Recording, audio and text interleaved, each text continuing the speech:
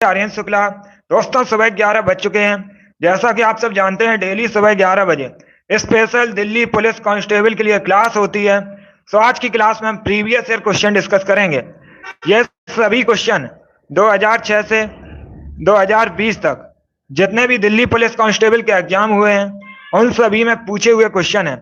आप लोग क्लास को ध्यान से देखिएगा एंड क्लास के अंत में अपना स्कोर जरूर बताइए कि आपके कितने क्वेश्चन राइट निकले। डेली आपकी क्लासेस होती हैं इसी चैनल पर स्पेशल दिल्ली पुलिस के लिए, तो डेली सभी लोग सभी क्लासेस को ज्वाइन कीजिएगा। चलिए शुरू करते हैं आज की क्लास।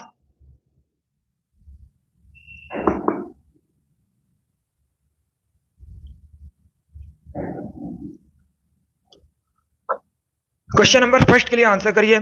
पॉलिटिक्स संबंधित क्वेश्चन परीक्षा में पूछा गया था। क्वेश्चन है दोस्तों, इनमें से कौन भारतीय संविधान के प्रस्तावना में शामिल है? आपको बताना है इनमें से क्या भारतीय संविधान की प्रस्तावना में शामिल है। न्याय, स्वतंत्रता, समानता। अब आंसर करिए क्वेश्चन नंबर फर्स्ट के लिए। यह क्वेश्चन परीक्षा में पूछा हुआ क्वेश्चन है।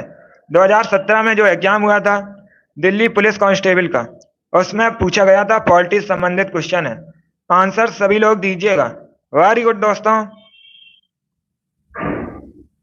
बहुत अच्छे। इसका correct answer option number D होगा। ये तीनों, yes, option number D correct answer है। भारतीय संविधान की प्रस्तावना में न्याय, स्वतंत्रता, समानता, ये तीनों शामिल हैं, तो ऑप्शन नंबर डी आपका राइट आंसर होगा। क्वेश्चन नंबर फर्स्ट का जिसने भी ऑप्शन नंबर डी दिया है उनका राइट आंसर है। बहुत अच्छे दोस्तों, अगला क्वेश्चन देखते हैं। क्वेश्चन नंबर 2 के लिए आंसर करिएगा। यह भी पॉलिटिक्स संबंधित क्वेश्चन है। बताइए दोस्तों, निम्न में से कौन सा अनुच्छेद धन विधेयक से संबंधित है? आपको बताना है भारतीय संविधान का कौन सा अनुच्छेद धन विधेयक से संबंधित है। ऑप्शन इस प्रकार है, अनुच्छेद 56, अनुच्छेद 110, अनुच्छेद 72, या फिर ऑप्शन नंबर डी है, अनुच्छेद 121। चलिए आप लोग आंसर करिए क्वेश्चन नंबर 2 के लिए। बहुत अच्छे, आप लोग देख सकते हो ऐसे क्वेश्चन परीक्षा में पूछे जाते हैं। वेरी गुड दोस्तों, आपको बताना है कौन सा अनुच्छेद धन विधेयक से संबंधित है। वेरी गुड, इसका correct answer option number B होगा, अनुच्छेद 110। Yes, option number A correct answer है। दोस्तों, अनुच्छेद 110 ये धन विधेयक से संबंधित है, तो ऑप्शन नंबर बी आपका राइट आंसर है। दिल्ली पुलिस की परीक्षा में 9 से 10 क्वेश्चन दोस्तों पॉलिटिक्स संबंधित क्वेश्चन पूछे जाते हैं, ऐसे ही क्वेश्चन होते हैं। चलिए अगला क्वेश्चन देखते हैं। यह साइंस का क्वेश्चन आपसे परीक्षा में पूछा गया था। क्वेश्चन है, ताप का एसआई मात्रक क्या होता है? क्वेश्चन नंबर 3 के लिए आंसर करिएगा। आपको बताना है ताप का एसआई मात्रक क्या होता है। मोल, एम्पियर, कैंडेला, या फिर केल्विन। सभी लोग आंसर करिए। जो क्वेश्चन आपको नहीं आता है उसे कॉपी में नोट डाउन कीजिएगा। बहुत अच्छे दोस्तों, अभी आपको बताना है ताप का एसआई मात्रक क्या होता है। वेरी गुड, इसका correct answer option number D होगा, kelvin. Yes, option number D correct answer है, केल्विन दोस्तों। तो आपका एसआई मात्रक होता है, तो ऑप्शन नंबर डी आपका राइट आंसर होगा। क्वेश्चन नंबर 3 का option number D. Question number 4 के लिए आंसर करिए। यह क्वेश्चन ज्योग्राफी संबंधित पूछा गया था। क्वेश्चन है दोस्तों, भारत किस देश के साथ उत्तर में थल सीमा साझा नहीं करता है? आपको बताना है भारत किस देश के साथ उत्तर में थल सीमा साझा नहीं करता है। ऑप्शन इस प्रकार है, चाइना, नेपाल, भूटान, या फिर म्यांमार। चलिए आप लोग आंसर करिए क्वेश्चन नंबर 4 के लिए। वेरी गुड, बहुत अच्छे। बताइए दोस्तों, भारत उत्तर में किस देश के साथ थल सीमा साझा नहीं करता है? आपकी डेली क्लासेस होती हैं इसी चैनल पर स्पेशल दिल्ली पुलिस कांस्टेबल के लिए, तो डेली सभी लोग सभी क्लासेस को ज्वाइन कीजिएगा। इसका correct answer option number D होगा, Myanmar. Yes, option number D correct answer है, म्यांमार दोस्तों। यह भारत से पूर्व दिशा में स्थित है, इसीलिए option number D correct answer होगा। बाकी आप लोग याद रखिएगा, चाइना, नेपाल, भूटान, ये सभी भारत से उत्तर में थल सीमा साझा करते हैं, इसलिए option number D correct answer होगा। क्वेश्चन नंबर 4 का option number D correct answer है। अगला क्वेश्चन देखते हैं। क्वेश्चन नंबर 5 के लिए आंसर करिए। यह भी क्वेश्चन आपके एग्जाम में पूछा हुआ क्वेश्चन है। आज की क्लास में हम 40 क्वेश्चन डिस्कस करेंगे। यह सभी 40 क्वेश्चन दिल्ली पुलिस कांस्टेबल की परीक्षा में पूछे हुए क्वेश्चन है। यह क्वेश्चन मैंने आपको क्लास में कई बार बताया भी है। आप लोग राइट आंसर करिए। बताइए दोस्तों, पौंग बांध किस नदी पर स्थित है? आपको बताना है पौंग बांध किस नदी पर स्थित है। रावी, ब्यास, सतलज या फिर ताप्ती। बहुत अच्छे आंसर सभी लोग दीजिएगा। राइट या रॉन्ग आप लोग आंसर करिए।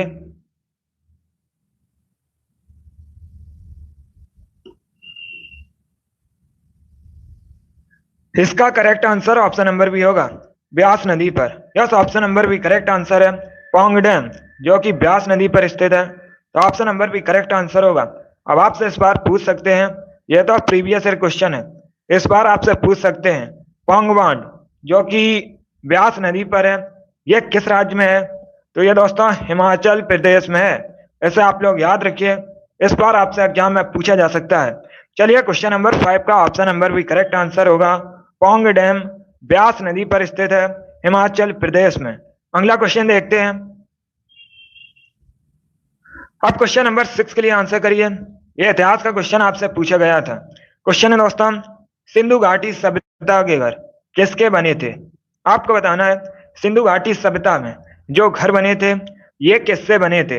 बांसों से, पक्की ईंटों से, लकड़ी से या फिर पत्थर से? आप लोग आंसर करिए क्वेश्चन नंबर 6 के लिए। वेरी गुड, इसका right answer option number B होगा, पक्की ईंटों से। Yes, option number B correct answer है। सिंधु घाटी सभ्यता में जो घर बने थे दोस्तों ये पक्की ईंटों से बने थे। ऑप्शन नंबर बी आपका राइट आंसर होगा। क्वेश्चन नंबर 6 का जिसने भी ऑप्शन नंबर बी दिया है उनका करेक्ट आंसर है। बहुत अच्छे दोस्तों, अगला क्वेश्चन देखते हैं। क्वेश्चन नंबर 7 के लिए आंसर करिए। ज्योग्राफी संबंधित क्वेश्चन पूछा गया था। पहले क्वेश्चन को समझिएगा। क्वेश्चन में आपसे पूछा गया है तीस्ता तथा देहांग नदियों के बीच स्थित हिमालय का हिस्सा है जो, उसे किस नाम से जाना जाता है? उसको क्या कहा जाता है? बताइएगा क्वेश्चन नंबर 7 का आंसर। दोस्तों, दिल्ली पुलिस कांस्टेबल की परीक्षा में जीके के 50 क्वेश्चन पूछे जाते हैं। इसमें से लगभग 16 क्वेश्चन आपसे करंट के पूछे जाएंगे। उसके बाद वो सभी क्वेश्चन दोस्तों जीके के होंगे। हमारा टारगेट है 50 में 50 का, तो सभी लोग डेली सभी क्लासेस को ज्वाइन कीजिएगा। बहुत अच्छे, अभी क्वेश्चन नंबर 7 के लिए आंसर करिए। आपको बताना है तीस्ता तथा देहांग नदियों के बीच स्थित हिमालय के हिस्सा को किस नाम से जाना जाता है? अच्छा क्वेश्चन है, इंपॉर्टेंट है, फिर से परीक्षा में पूछ सकते हैं। इसका correct answer option number C होगा। Option number A correct answer होगा, Assam Himalaya. Yes, option number A correct answer है दोस्तों, उसे असम हिमालय के नाम से जाना जाता है, तो option number A correct answer होगा। क्वेश्चन नंबर 7 का option number A correct answer है। अब आपसे परीक्षा में इस बार पूछ सकते हैं असम की राजधानी क्या है? तो आप लोग याद रखिएगा असम की राजधानी दोस्तों दिसपुर है। वर्तमान में असम के मुख्यमंत्री हेमंत बिस्वा शर्मा है। यह करंट का क्वेश्चन है, आपसे एग्जाम में पूछ सकते हैं कि वर्तमान में असम के मुख्यमंत्री कौन है? तो आप लोग याद रखिएगा हेमंत बिस्वा शर्मा। क्वेश्चन नंबर 7 का option number A correct answer होगा। तीस्ता तथा देहांग नदियों के बीच स्थित हिमालय का हिस्सा असम हिमालय के रूप में जाना जाता है। अगला क्वेश्चन देखते हैं। यह क्लास आपके लिए इंपॉर्टेंट है, इससे आपको पता चलेगा कि एग्जाम में किस लेवल के क्वेश्चन पूछे जाते हैं, कैसे क्वेश्चन पूछे जाते हैं। सभी लोग क्लास को ध्यान से देखिए और पूरा देखिएगा। अभी क्वेश्चन नंबर 8 के लिए आंसर करिए। क्वेश्चन है दोस्तों, गिटार के तार में किस प्रकार की तरंग उत्पन्न होती है? आपको बताना है जो गिटार होता है इसके तार में किस प्रकार की तरंग उत्पन्न होती है। चलिए, क्वेश्चन नंबर 8 के लिए आंसर करिएगा। जिसने अभी लाइव सेशन को लाइक नहीं किया, लाइक कीजिए, शेयर कीजिएगा। चैनल पर नए हैं तो चैनल को सब्सक्राइब कीजिए, ऑल आइकन को प्रेस कीजिए ताकि सभी नोटिफिकेशन आप तक पहुंच सके। गुड, इसका right answer option number B होगा, अनुप्रस्थ तरंग है। Yes, option number B correct answer है। दोस्तों, गिटार के तार में अनुप्रस्थ तरंगें उत्पन्न होती हैं, तो ऑप्शन नंबर बी आपका राइट आंसर होगा। आगे बढ़ते हैं। क्वेश्चन नंबर 9 के लिए आंसर करिए। यह भी क्वेश्चन मैंने आपको क्लास में करवाया है और आप लोग देख सकते हो। यह क्वेश्चन दिल्ली पुलिस की परीक्षा में पूछा हुआ क्वेश्चन है 2014 में। जो दिल्ली पुलिस कांस्टेबल का एग्जाम हुआ था उसमें ये क्वेश्चन पूछा गया था। बताइए दोस्तों, क्लोरीन की खोज किसके द्वारा की गई थी? आपको बताना है जो क्लोरीन गैस है इसकी खोज किसने की थी। ऑप्शन दिए गए, ऑप्शन इस प्रकार है। सीले, option number B Thomson, option number C Rutherford, या फिर ऑप्शन नंबर डी है नन ऑफ दीज, इनमें से कोई नहीं। बहुत अच्छे। आपको बताना है क्लोरीन गैस की खोज किसने की थी। इसका correct answer option number A होगा, सीले ने। Yes, option number A correct answer है, सीले ने दोस्तों क्लोरीन गैस की खोज की थी। तो ऑप्शन नंबर ए आपका राइट आंसर होगा। अगला क्वेश्चन देखते हैं। क्वेश्चन नंबर 10 के लिए आंसर करिएगा। क्वेश्चन है पारदर्शी वस्तु जिसके द्वारा हम वस्तुओं को, अब आपको 4 ऑप्शन दिए गए हैं, चारों ऑप्शन को पढ़िए और बताइए दोस्तों ये जो रिक्त स्थान है यहाँ पर क्या भरा जाएगा। सभी लोग क्वेश्चन नंबर 10 के लिए आंसर करिए। क्वेश्चन है दोस्तों पारदर्शी वस्तु जिसके द्वारा हम वस्तु को, अब आपको बताना है इसके आगे ये जो रिक्त स्थान है यहाँ पर क्या भरा जाएगा। आंसर सभी लोग दीजिएगा, राइट या रॉन्ग आप लोग आंसर करिए। इसका right answer option number B होगा, स्पष्ट रूप से देख सकते हैं। Yes, option number B correct answer है, पारदर्शी वस्तु जिसके द्वारा हम वस्तु को स्पष्ट रूप से देख सकते हैं। तो ऑप्शन नंबर बी आपका राइट आंसर होगा। नेक्स्ट क्वेश्चन देखते हैं। अब क्वेश्चन नंबर 11 के लिए आंसर करिएगा। क्वेश्चन है दोस्तों पेचिस तथा मलेरिया किसके द्वारा होता है। चलिए सभी लोग क्वेश्चन नंबर 11 के लिए आंसर करिएगा। आपको बताना है ये जो पेचिस मलेरिया जैसी बीमारियां किसके द्वारा होती हैं। विषाणु, जीवाणु, प्रोटोजोआ या फिर कवक। सभी लोग आंसर करिएगा। यह तो क्वेश्चन एसएससी जीडी की भी परीक्षा में पूछा हुआ क्वेश्चन है और दिल्ली पुलिस की भी परीक्षा में पूछा हुआ क्वेश्चन है। Very good. इसका correct answer option number C होगा, प्रोटोजोआ के कारण। Yes, option number C correct answer है दोस्तों। पेचिस तथा मलेरिया ये बीमारियां प्रोटोजोआ द्वारा होती हैं। तो ऑप्शन नंबर सी आपका राइट आंसर होगा क्वेश्चन नंबर 11 का। जिसने भी ऑप्शन नंबर सी दिया है उनका राइट आंसर है। वेरी गुड दोस्तों, लगभग सभी ने राइट आंसर दिया है, बहुत अच्छे। अगला क्वेश्चन देखते हैं। अब क्वेश्चन नंबर 12 की आंसर करिए। यह भी क्वेश्चन पूछा हुआ क्वेश्चन है। आज की क्लास में जितने भी क्वेश्चन होंगे सभी क्वेश्चन प्रीवियस ईयर क्वेश्चन है। बताइए दोस्तों तड़ित चालक किसके बनाए जाते हैं। सभी लोग आंसर करिए। साइंस का क्वेश्चन ये भी है, आपकी परीक्षा में लगभग 7 क्वेश्चन साइंस से संबंधित पूछे जाते हैं। उसमें दोस्तों बायोलॉजी, फिजिक्स, केमिस्ट्री के क्वेश्चन होते हैं। चलिए अभी क्वेश्चन नंबर 12 के लिए आंसर करिए। आपको बताना है तड़ित चालक किसके बनाए जाते हैं। लोहे के, एल्यूमिनियम के, कॉपर के या फिर इस्पात के। इसका correct answer option number C होगा, कॉपर के, तांबे के। Yes, option number C correct answer है। तड़ित चालक दोस्तों कॉपर के बनाए जाते हैं। तो ऑप्शन नंबर सी आपका राइट आंसर होगा। अगला क्वेश्चन देखते हैं। क्वेश्चन नंबर 13 के लिए आंसर करिए। यह भी साइंस से संबंधित क्वेश्चन है। क्वेश्चन है दोस्तों किसके ऑक्साइड प्रकृति में अम्लीय होते हैं। बताइएगा क्वेश्चन नंबर 13 के लिए आंसर। ऑप्शन इस प्रकार है, धातु, अधातु, धातु तथा धातु दोनों, या फिर ऑप्शन नंबर डी है ना धातु ना ही अधातु। क्वेश्चन नंबर 13 के लिए आंसर करिएगा। यह भी साइंस का क्वेश्चन है। वेरी गुड दोस्तों, अगली क्लास हमारी शाम को 8 बजे होगी। स्पेशल आपकी परीक्षा एसएससी जीडी और दिल्ली पुलिस के लिए, उससे भी सभी लोग लाइव ज्वाइन कीजिएगा। टाइम आप लोग याद रखिएगा, शाम को 8 बजे अगली क्लास होगी। इसका correct answer option number B होगा, अधातु। Yes, option number B correct answer है। अधातु के ऑक्साइड प्रकृति में अम्लीय होते हैं। तो option number B correct answer होगा।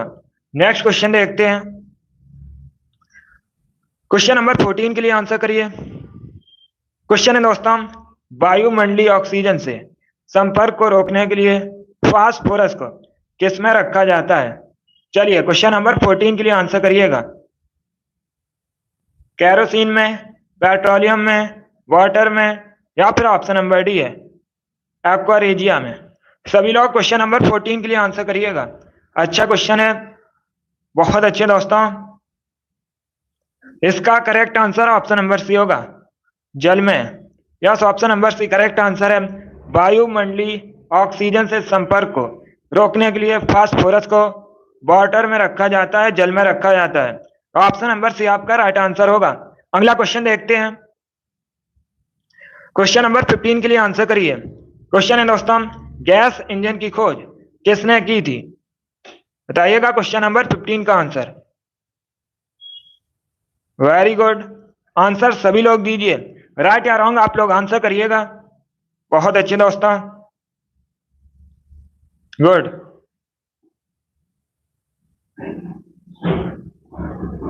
इसका right answer option number B होगा, Daimler. Yes, option number B correct answer होगा। क्वेश्चन नंबर 15 का ऑप्शन नंबर बी सही उत्तर है। अब क्वेश्चन नंबर 16 के लिए आंसर करिए। क्वेश्चन है दोस्तों, निम्न में से कौन अग्नि उत्पादन के लिए अनिवार्य आवश्यकताएं हैं? आपको बताना है इसमें से क्या अग्नि उत्पादन के लिए अनिवार्य आवश्यकताएं हैं? ईंधन, वायु, गर्मी। चलिए सभी लोग क्वेश्चन नंबर 16 के लिए आंसर करिएगा। पहले ऑप्शन को ध्यान से पढ़िए, उसके बाद ही आंसर करिए। यह क्वेश्चन 2017 की परीक्षा में पूछा हुआ क्वेश्चन है, पुलिस कांस्टेबल की। Very good. इसका right answer option number D होगा, तीनों आवश्यक हैं। Yes, option number D correct answer है। अग्नि उत्पादन के लिए दोस्तों ईंधन, वायु, गर्मी ये सभी आवश्यक हैं। तो ऑप्शन नंबर डी आपका राइट आंसर होगा। गुड। अगला क्वेश्चन देखते हैं। क्वेश्चन नंबर 17 के लिए आंसर करिए। यह भी क्वेश्चन मैंने आपको क्लास में कई बार बताया है, तो आप लोग राइट आंसर करिएगा। बताइए दोस्तों, नागालैंड की ऑफिशियल लैंग्वेज क्या है? आपको बताना है नागालैंड की ऑफिशियल लैंग्वेज क्या है। सभी लोग क्वेश्चन नंबर 17 के लिए आंसर करिएगा। वेरी गुड दोस्तों, बहुत अच्छे।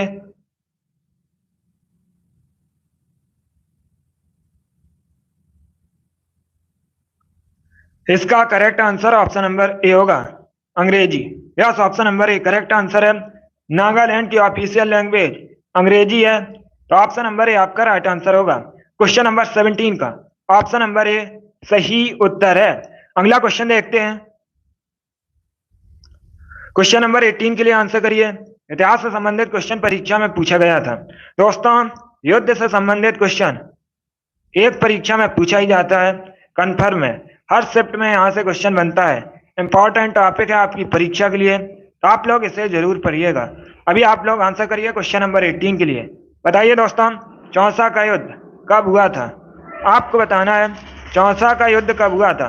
1539 में, 1540 में, 1526 में, या फिर ऑप्शन नंबर डी है 1519 में। इसका correct answer option number A होगा, 1539 में। Yes, option number A correct answer है।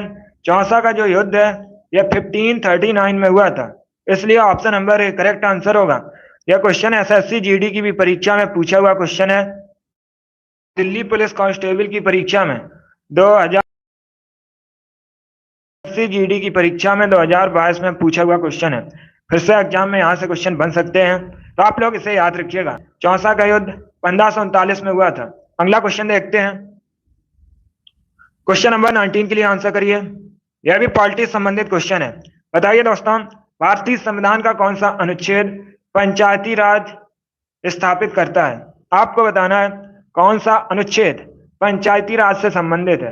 अनुच्छेद 38, अनुच्छेद 39, अनुच्छेद 40, या फिर ऑप्शन नंबर डी है अनुच्छेद 41। Very good.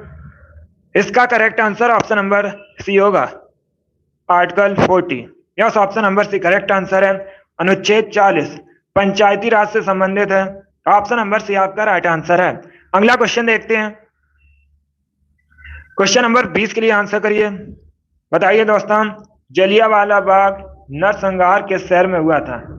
सभी लोग आंसर करिए क्वेश्चन नंबर 20 के लिए। आपको बताना है जलियांवाला बाग नरसंहार किस शहर में हुआ था?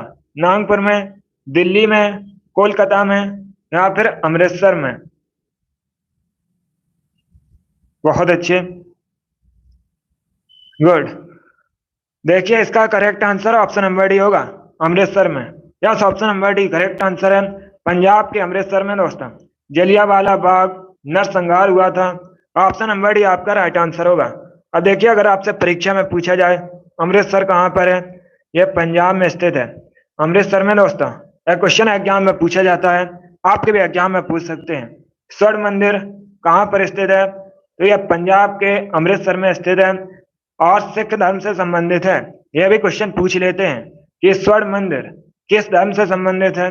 आप लोग याद रखिएगा, सिख धर्म से संबंधित है। यस, ये जो दोस्तों कांड है ये कब हुआ था? 1919 में हुआ था। इसे भी आप लोग याद रखिए, परीक्षा में आपसे पूछ सकते हैं कि जलियांवाला बाग नरसंहार कब हुआ था? 1919 में हुआ था। अगला क्वेश्चन देखते हैं। क्वेश्चन नंबर 21 के लिए आंसर करिए। यह क्वेश्चन इतिहास से संबंधित पूछा गया था। बताइए दोस्तों, सूरसेन महाजनपद की राजधानी क्या थी? आपको बताना है, ये जो महाजनपद था सूरसेन, इसकी राजधानी का नाम क्या था? सभी लोग आंसर करिए क्वेश्चन नंबर 21 के लिए। ऑप्शन इस प्रकार हैं, विराटनगर, तक्षशिला, काशी या फिर मथुरा। जल्दी से आंसर करिए क्वेश्चन नंबर 21 के लिए। यह क्वेश्चन आपसे पूछा गया था इतिहास से संबंधित। बताइए दोस्तों, सूरसेन महाजनपद की राजधानी का नाम क्या था? इसका correct answer option number D होगा, Mathura. Yes, option number D correct answer है। सूरसेन महाजनपद की राजधानी मथुरा थी। तो ऑप्शन नंबर डी आपका राइट आंसर होगा। क्वेश्चन नंबर 21 का option number D right answer है। बहुत अच्छे। अगला क्वेश्चन देखते हैं। अब क्वेश्चन नंबर 22 के लिए आंसर करिए। 2017 की परीक्षा में पूछा हुआ क्वेश्चन है। मैंने आपको यह क्वेश्चन कई बार क्लास में बताया है, आप लोग राइट आंसर करिए। बताइए दोस्तों, स्वराज पार्टी की स्थापना किसके द्वारा की गई थी? पहली बात तो आप लोग याद रखिए, अगर आपसे पूछा जाए स्वराज पार्टी की स्थापना कब हुई थी, तो ये हुई थी 1923 में, 1923 में। अब आपको बताना है इसके संस्थापक कौन थे। मैंने आपको यह क्वेश्चन कई बार क्लास में बताया है और देखिए एग्जाम में भी पूछा गया है। सभी लोग आंसर दीजिएगा। इसका correct answer option number D होगा, मोतीलाल नेहरू और सी आर दास ने। Yes, option number D correct answer है। सी आर दास, मोतीलाल नेहरू ने मिलकर 1923 में स्वराज पार्टी की स्थापना की थी। ऑप्शन नंबर डी आपका राइट आंसर होगा। अगला क्वेश्चन देखते हैं। क्वेश्चन नंबर 23 के लिए आंसर करिए। यह भी इंपॉर्टेंट क्वेश्चन है, फिर से एग्जाम में पूछ सकते हैं। क्वेश्चन है दोस्तों, किस वायसराय के शासनकाल के दौरान भारत के 11 राज्यों में पहली बार चुनाव करवाए गए थे? आपको बताना है भारत के जो 11 राज्य थे, इनमें पहली बार चुनाव किस वायसराय के शासनकाल में हुए थे? ऑप्शन पढ़ लीजिए, उसके बाद ही आंसर करिएगा। ऑप्शन इस प्रकार है, lord Linlithgow, option number B lord Mountbatten, option number C lord Curzon, या फिर ऑप्शन नंबर डी है लॉर्ड इरविन। आंसर सभी लोग दीजिएगा। Very good. इसका correct answer option number A होगा, लॉर्ड लिन लिथगो।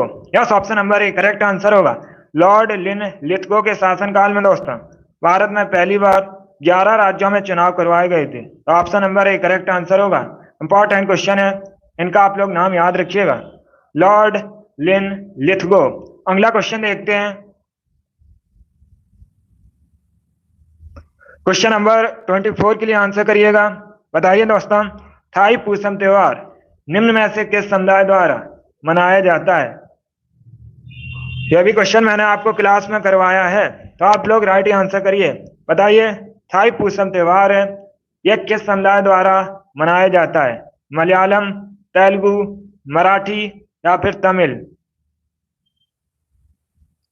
इसका right answer option number D होगा, तमिल। बस option number D correct answer है। थाई पूसम त्योहार ये दोस्तों तमिल समुदाय द्वारा मनाया जाता है। ऑप्शन नंबर डी आपका राइट आंसर होगा। अगर आपसे पूछा जाए परीक्षा में, थाई पूसम त्योहार ये दोस्तों एक धार्मिक त्योहार है, ये मुख्यतः किस राज्य में सेलिब्रेट किया जाता है? तो सभी लोग याद रखिए, ये तमिलनाडु में मुख्यतः सेलिब्रेट किया जाता है, मनाया जाता है। अगला क्वेश्चन देखते हैं। क्वेश्चन नंबर 25 के लिए आंसर करिए। अब आपको बताना है निम्न में से किस राज्य का सर्वाधिक वन क्षेत्र है? बताइए दोस्तों, जो सर्वाधिक वन क्षेत्र है निम्न में से किस राज्य का है? बिहार, कर्नाटका, मध्य प्रदेश या फिर केरला? यह भी क्वेश्चन मैंने आपको क्लास में बताया है।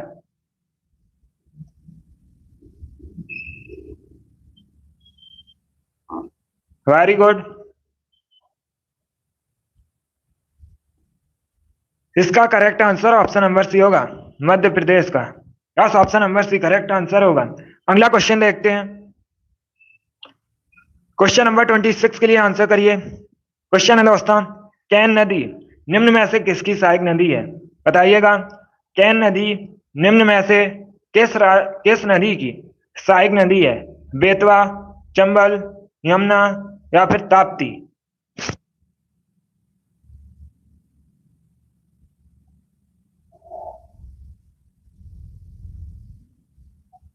Very good.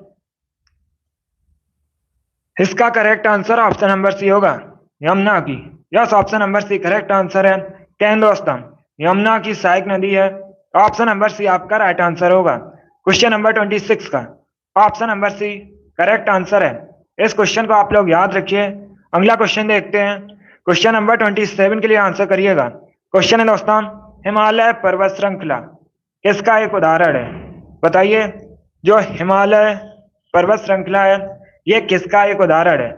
वलित पर्वत का ऑप्शन नंबर बी है, रॉक पर्वत का ऑप्शन नंबर सी है, ब्लॉक पर्वत का या फिर ऑप्शन नंबर डी है, ज्वालामुखी पर्वत का?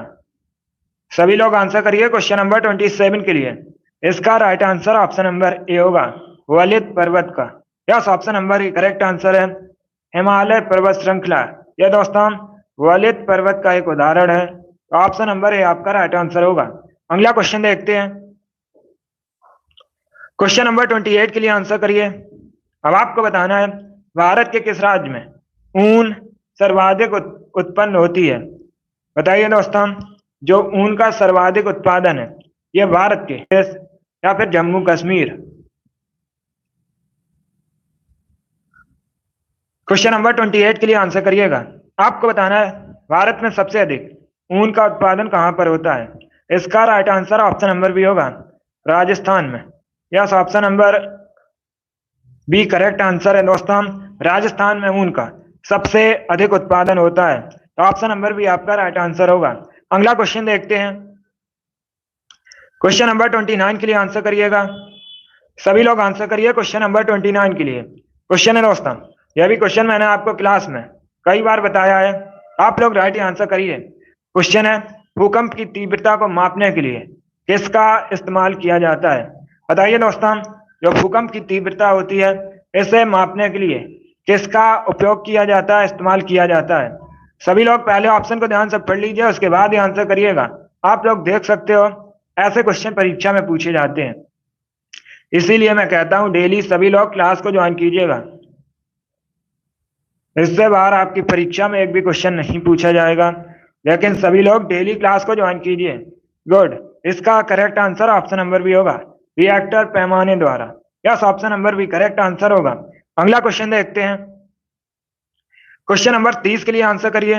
यह भी क्वेश्चन मैंने आपको क्लास में करवाया है। क्वेश्चन है दोस्तों, हाइड्रोजन के स्थान पर गुब्बारे में किस गैस का उपयोग किया जाता है, इस्तेमाल की जाती है? बताइए दोस्तों, हाइड्रोजन के स्थान पर गुब्बारे में इस्तेमाल गैस कौन सी है? नाइट्रोजन, हीलियम, नियॉन या फिर ऑर्गन? सभी लोग आंसर करिए क्वेश्चन नंबर 30 के लिए। इसका correct answer option number B होगा, helium. Yes, option number B correct answer है। हाइड्रोजन के स्थान पर गुब्बारे में इस्तेमाल गैस हीलियम है, तो ऑप्शन नंबर बी आपका राइट आंसर होगा। अगला क्वेश्चन देखते हैं। क्वेश्चन नंबर 31 के लिए आंसर करिए। क्वेश्चन है दोस्तों, नेपाल का सबसे लोकप्रिय खेल कौन सा है? आपको बताना है नेपाल का सबसे लोकप्रिय खेल कौन सा है? फुटबॉल, क्रिकेट, ट्रेकिंग या फिर बेसबॉल? नेपाल भारत का पड़ोसी देश है, आप लोग याद रखिएगा। इस बार आपसे पूछ सकते हैं नेपाल किस महाद्वीप के अंतर्गत आता है, तो सभी लोग याद रखिएगा नेपाल एशिया महाद्वीप के अंतर्गत आता है। और परीक्षा में क्वेश्चन पूछा जाता है नेपाल की कैपिटल क्या है, राजधानी क्या है? तो सभी लोग याद रखिए दोस्तों, काठमांडू जो कि नेपाल की राजधानी है, इसका नाम आप लोग याद रखिए, परीक्षा में आपसे पूछ सकते हैं। अभी क्वेश्चन नंबर 31 के लिए आंसर करिएगा। इसका right answer option number A होगा, football. Yes, option number A correct answer है, फुटबॉल दोस्तों नेपाल का सबसे लोकप्रिय खेल है, तो ऑप्शन नंबर ए आपका राइट आंसर होगा। एक क्वेश्चन और परीक्षा में पूछा गया था, फुटबॉल से संबंधित क्वेश्चन था। क्वेश्चन पूछा गया था, फ्रांस का राष्ट्रीय खेल क्या है? तो आप लोग याद रखिए दोस्तों, फुटबॉल फ्रांस का राष्ट्रीय खेल है। एक तो इसे आप लोग याद रखिएगा।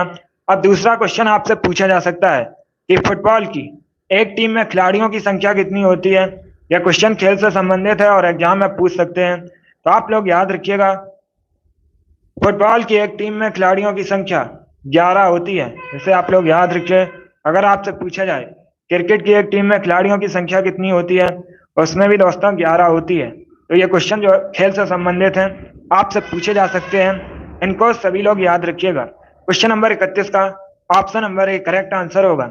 अगला क्वेश्चन देखते हैं।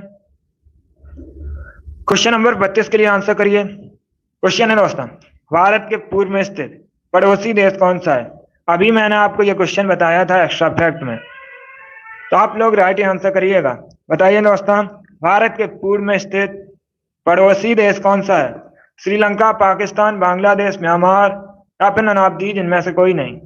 इसका correct answer option number C होगा, बांग्लादेश और म्यांमार। ये भारत के पूर्व में स्थित पड़ोसी देश हैं। ऑप्शन नंबर सी आपका राइट आंसर होगा।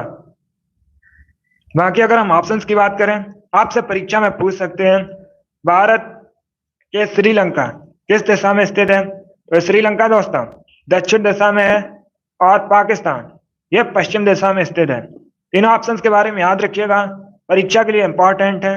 अगला क्वेश्चन देखते हैं। क्वेश्चन नंबर 33 के लिए आंसर करिए। इकोनॉमी से संबंधित क्वेश्चन परीक्षा में पूछा गया था।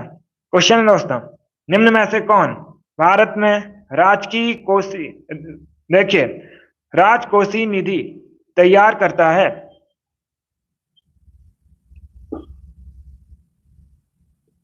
बताइए दोस्तों, निम्न में से कौन भारत में राजकोषीय नीति तैयार करता है? यह सही है। चलिए सभी लोग आंसर करिएगा क्वेश्चन नंबर 33 के लिए। वित्त मंत्रालय, नीति आयोग, रिजर्व बैंक या फिर स्टेट बैंक? सभी लोग आंसर करिए क्वेश्चन नंबर 33 के लिए। आपको बताना है भारत में कौन राजकोषीय नीति तैयार करता है। इसका correct answer option number A होगा, वित्त मंत्रालय। Yes, option number A correct answer है दोस्तों, वित्त मंत्रालय भारत में जो राजकोषीय नीति है इसे तैयार करता है। ऑप्शन नंबर ए आपका राइट आंसर होगा। अब आपसे परीक्षा में करेंट का क्वेश्चन पूछ सकते हैं कि वर्तमान में भारत की वित्त मंत्री कौन है? तो सभी लोग याद रखिएगा, वर्तमान में भारत की वित्त मंत्री निर्मला सीतारमन है। इनका नाम याद रखिए, करेंट का क्वेश्चन आपसे पूछा जा सकता है। 34 के लिए आंसर करिएगा। यह भी पॉलिटी संबंधित क्वेश्चन है। बताइए दोस्तों, भारतीय संविधान के किस अनुच्छेद में नए राज्य के प्रवेश या स्थापना का प्रावधान दिया गया है? चलिए सभी लोग क्वेश्चन नंबर 34 के लिए आंसर करिएगा। अनुच्छेद 1, अनुच्छेद 2, अनुच्छेद 3 या फिर अनुच्छेद 4? Very good. इसका correct answer option number B होगा, अनुच्छेद 2। Yes, option number B correct answer होगा। अगला क्वेश्चन देखते हैं। क्वेश्चन नंबर 35 के लिए आंसर करिएगा। क्वेश्चन है दोस्तों, 16 जाने माने महाजनपदों में से सबसे महत्वपूर्ण जनपद कौन सा था? आपको उस जनपद का नाम बताना है जो 16 जाने माने महाजनपदों में सबसे महत्वपूर्ण था। ऑप्शन इस प्रकार है, मगध, कौशल, वस्त, अंग। Very good. इसका right answer option number A होगा, Magadha. Yes, option number A correct answer है, मगध दोस्तों सबसे महत्वपूर्ण महाजनपद है। ऑप्शन नंबर ए आपका राइट आंसर होगा। अगला क्वेश्चन देखते हैं। 36 के लिए आंसर करिएगा। यह भी इतिहास से संबंधित क्वेश्चन है। क्वेश्चन है दोस्तों, निम्न में से किसने भारत में नमक कानून को तोड़ने के लिए यात्रा का नेतृत्व किया था? बताइए दोस्तों, इनमें से किसने नमक कानून को तोड़ने के लिए जो यात्रा निकाली गई थी उसका नेतृत्व किया था? लाला लाजपत राय, सरोजिनी नायडू, भगत सिंह या फिर महात्मा गांधी ने? ऑप्शन नंबर डी आपका राइट आंसर होगा, महात्मा गांधी ने इसका नेतृत्व किया था। तो ऑप्शन नंबर डी आपका राइट आंसर है। गुड। अगला क्वेश्चन देखते हैं। क्वेश्चन नंबर 37 के लिए आंसर करिए। यह भी इतिहास से संबंधित क्वेश्चन है। क्वेश्चन है दोस्तों, 1934 के बाद मुस्लिम लीग का मुख्य प्रवक्ता कौन बन गया था? आपको बताना है जो मुस्लिम लीग थी, इसका 1934 के बाद मुख्य प्रवक्ता कौन बन गया था? चलिए सभी लोग क्वेश्चन नंबर 37 के लिए आंसर करिएगा। Correct answer option number D होगा, Mohammad Ali Jinnah. Yes, option number D correct answer है। 1934 के बाद मुस्लिम लीग का मुख्य प्रवक्ता मोहम्मद अली जिन्ना बन गया था। तो ऑप्शन नंबर डी आपका राइट आंसर होगा। 38 के लिए आंसर करिएगा। क्वेश्चन है दोस्तों, किस दिशा में भारत वलित पर्वत से घिरा हुआ नहीं है? आपको बताना है किस दिशा में भारत दोस्तों वलित पर्वत से घिरा हुआ नहीं है।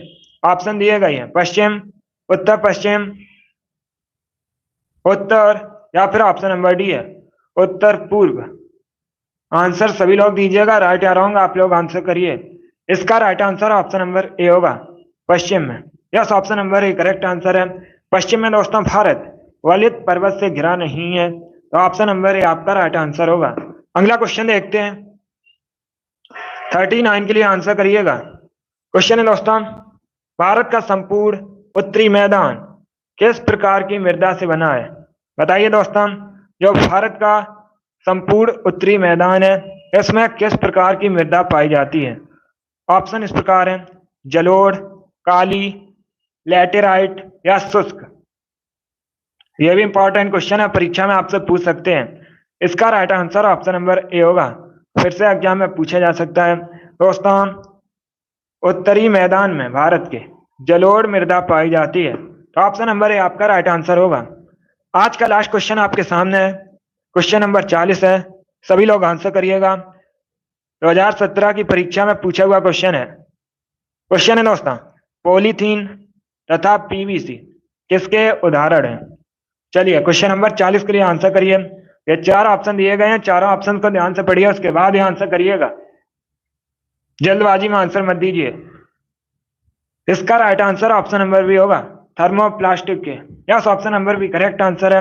पॉलीथीन तथा पीवीसी थर्मोप्लास्टिक के उदाहरण हैं, तो ऑप्शन नंबर बी आपका राइट आंसर होगा। बहुत अच्छे, वेरी गुड दोस्तों। चलिए दोस्तों, आज की क्लास में हमने प्रीवियस ईयर क्वेश्चन डिस्कस किए।